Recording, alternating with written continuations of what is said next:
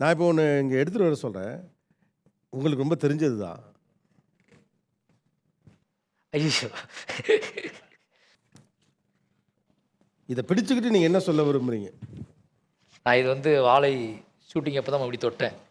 ரொம்ப காலத்துக்கு பிறகு. ரொம்ப காலத்துக்கு அப்புறம். என்னன்னா இது வந்து எனக்கு வந்து ரொம்ப பெயினான ஒரு விஷயம்.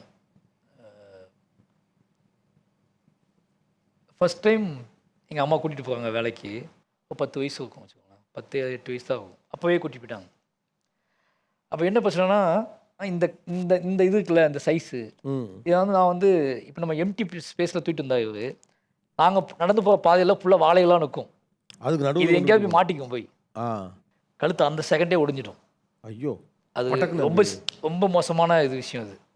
அப்படி அம்மா பழக்கும்போது எனக்கு முடியாது சில நேரத்தில். அப்போவுமே முடியாதுன்னு வச்சுக்கோங்களேன். அப்போ அவங்க என்ன பண்ணுவாங்கன்னா, அப்போ பழக்கிட்டு இருந்தா திட்ட மாட்டாங்க, அடிக்க மாட்டாங்க. இப்போதான் கூட்டி வைக்கணும்னு சொல்லிட்டு அவங்க மடியில் வச்சுக்குவாங்க, இடுப்பில் வச்சுக்குவாங்க. அவங்க தலையில் ஏற்கனவே 2 தார் இருக்கும். ஆ 3 தார். 3 தார். எப்படினாலும் அதை கடத்தி ஆகணும் அவங்க. அப்போ எங்கள் அம்மாவோட இடுப்பில் கஷ்டப்பட்டதை பார்த்து நம்மளே சுமந்துடலாமே அப்படின்னு நான் வர்றேன். இப்போ வாழைக்காடுங்கிறது எங்கேயோ இருக்கும்.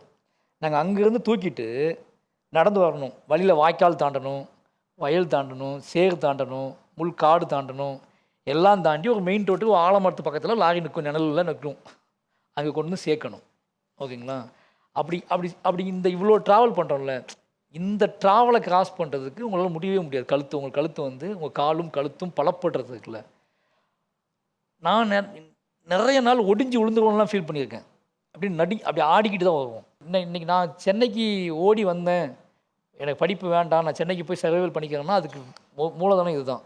இதையே பண்ணிட்டோம், சென்னையில் போய் ஏதாவது ஒரு வேலை பார்த்து நம்மளோட கணவனுக்கு நகர மாட்டோமா அப்படிங்கிற கேள்வி இருக்குல்ல. அப்படி தான் சென்னைக்கு வரேன். யாருக்குமே தெரியாது. வெறும் 400 ரூபாய் பணத்தை தூக்கிட்டு வீட்டில் சொல்லாமல் கொள்ளாமல் சென்னைக்கு ஓடி இந்த பையன் தான் நான். அது கொடுத்த ஒரே பலம் வந்து இந்த சுமை கொடுத்தது தான். இது வந்து கிட்டத்தட்ட நான் ஒரு 10 வருஷம் சுமந்துருப்பேன்.